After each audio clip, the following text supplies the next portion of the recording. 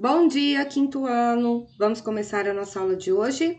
Hoje é a nossa aula de Geografia e vocês vão colocar a apostila grupo 6 na página 440, que nós vamos falar sobre as características da população brasileira, né? Na última aula que nós tivemos, sexta-feira, dia 4, eu expliquei para vocês, nós falamos a respeito das características populacionais, que era a densidade demográfica, o que era população absoluta, o que era crescimento vegetativo. E hoje a gente vai ver como é a população brasileira em relação a todos esses termos trabalhados e estudados. Nós podemos afirmar que a população brasileira ela está passando por um processo de transição demográfica, ou seja, ela está se transformando, ela está se alterando, ela está em processo de modificação. Eu vou explicar para vocês dois tipos diferentes de população, que são a mesma coisa, mas com significados diferentes. O primeiro tipo, deixa eu pegar aqui a caneta, é a população absoluta. O que é a população absoluta? É a população total de um país. Toda a população, todas as pessoas que vivem naquele determinado local, né? O Brasil, ele é um país que tem uma enorme população absoluta.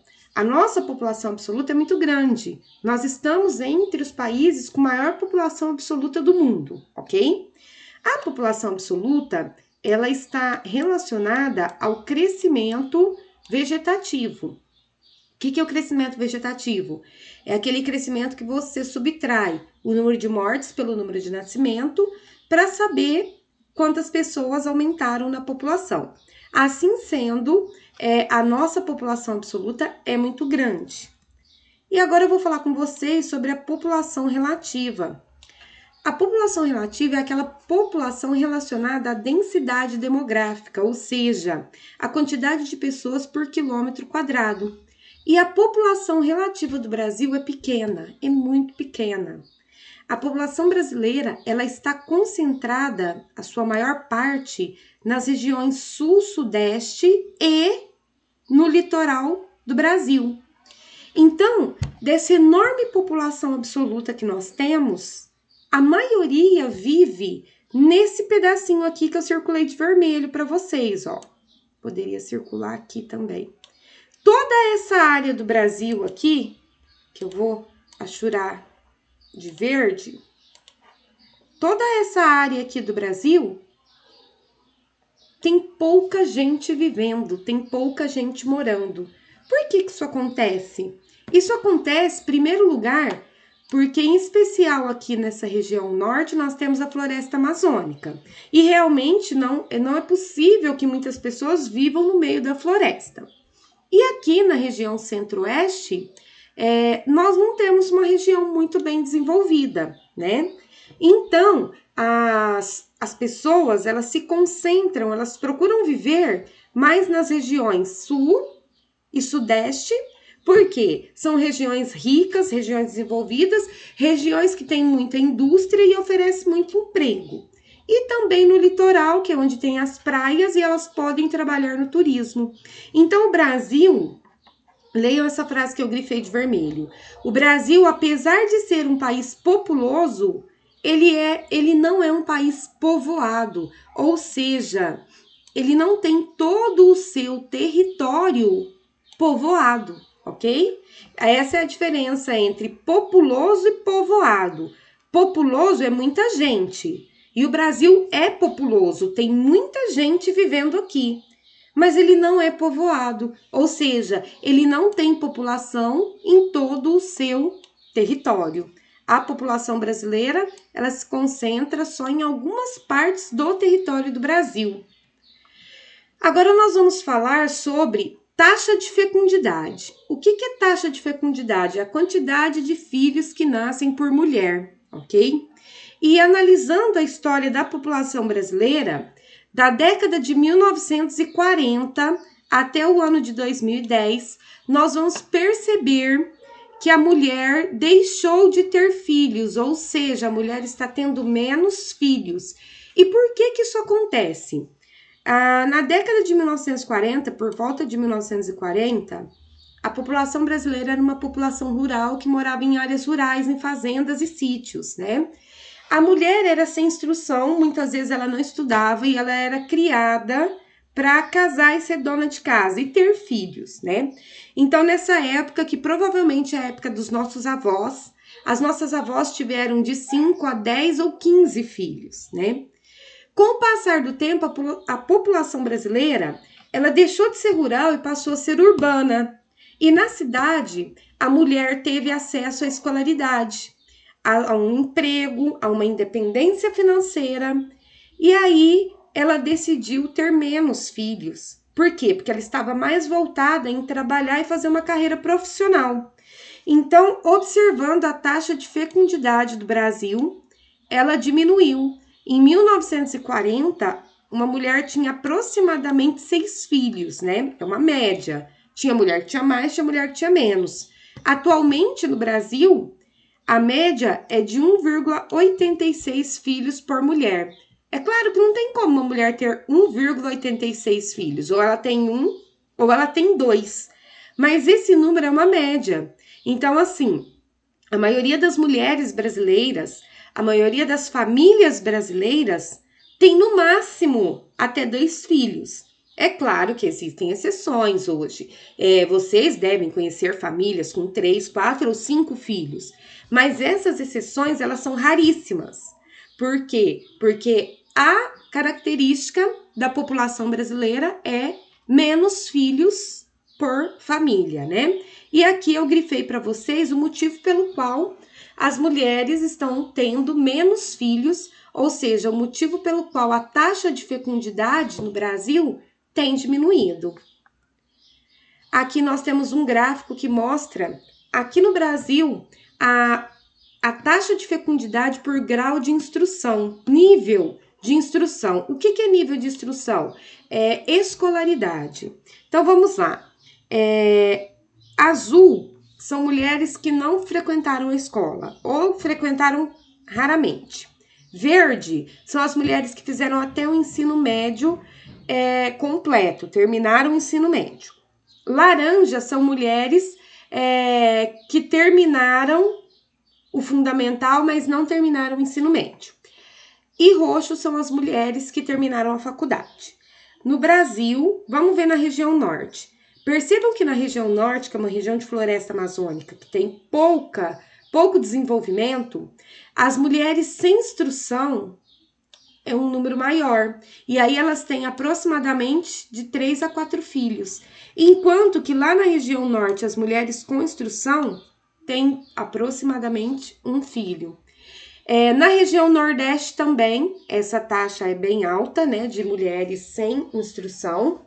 Na região sudeste já diminui um pouco, na região sul já diminui também, e na região centro-oeste já diminui. Então, nós temos aí que a pior região brasileira em relação ao grau de instrução feminino, né, a escolaridade feminina, é a região norte.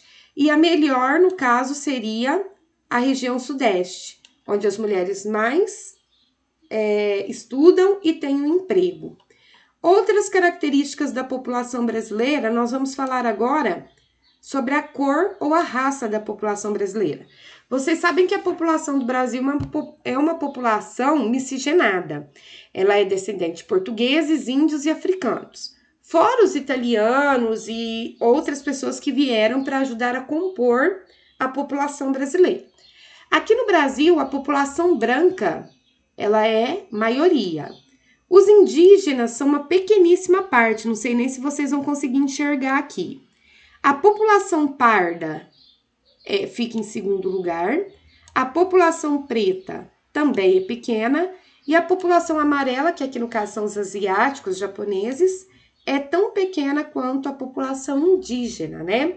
Então, é uma população, na sua maioria, composta de pardos e brancos. Vamos aos exercícios da aula de hoje. Aqui nós temos 10 questões e essas 10 questões você vai respondê-las de acordo com as características da sua família, ok?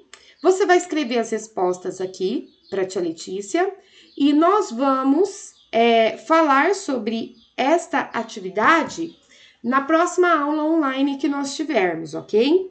Em seguida, Agora você vai para a página 445. Observe o mapa e, com auxílio de um atlas, responda aos itens a seguir. Segundo os dados do mapa, é possível afirmar que o país mais populoso do mundo é... Meninos, o país mais populoso do mundo é aquele que está de rosa, que é esse país aqui. Que país é esse? Brasil? Brasil já não é. Estados Unidos? Muito menos. Madagascar, China ou Austrália? Qual país será esse? O que você vai fazer? Você vai procurar um mapa mundi no Google e você vai ver qual é esse país para poder assinalar a alternativa correta, certo? B de bola. Identifique pelo menos 2 países que estão entre os mais povoados do mundo. Os mais povoados do mundo ou são azul ou verde escuro. Então, nós temos aqui um país azul, nós temos aqui 2 países verde escuro, que eu acredito que não precisa de mapa para poder saber o nome desses países. E aí você vai conseguir escrever aqui. Como você classifica o Brasil quanto à quantidade e a distribuição da população? Nesse caso aqui, vocês vão ter que prestar bastante atenção nessa atividade. Quanto à quantidade, o Brasil é um país populoso. Por quê? Porque ele tem uma grande população absoluta. E quanto à distribuição da população, o Brasil é um país pouco povoado, ou seja, a população se concentra em uma pequena região e a maior parte do território brasileiro é vazio, é despovoado, ok? Então, aqui nós trabalhamos os conceitos de populoso e povoado. Exercício de número 3. Observe o gráfico para responder as questões. Bom, esse gráfico aqui é o gráfico que eu acabei de explicar para vocês, que fala sobre a taxa de fecundidade da mulher brasileira, ou seja, a quantidade de filhos que a mulher brasileira tem de acordo com o seu grau de instrução, ou seja, de acordo com o seu grau de escolaridade. Em primeiro lugar, o que é taxa de fecundidade? Bom, taxa de fecundidade é a quantidade de filho por mulher brasileira. B de bola. Sobre as taxas de fecundidade no Brasil, o que ocorre quando consideramos o grau de instrução nas mulheres? Aqui vocês vão pensar e elaborar para a tia Letícia uma resposta explicando o que o grau de instrução, ou seja, o que o grau de escolaridade tem a ver com o número de filhos, ok? Então, vocês vão fazer essa questão. Assim que vocês terminarem de responder o item B, a nossa aula de hoje vai terminar, nós vamos parar por aqui. E vocês vão tirar foto das páginas 445 e 446 para mandar para a tia Letícia. Não precisa mandar foto da página 444, porque ela será trabalhada numa aula online, que eu não sei se vai ser a aula de hoje ou se vai ser a próxima aula, porque eu tenho uma atividade para passar para vocês a respeito da independência do Brasil, ok? Meninos, um beijo para vocês e até a próxima aula.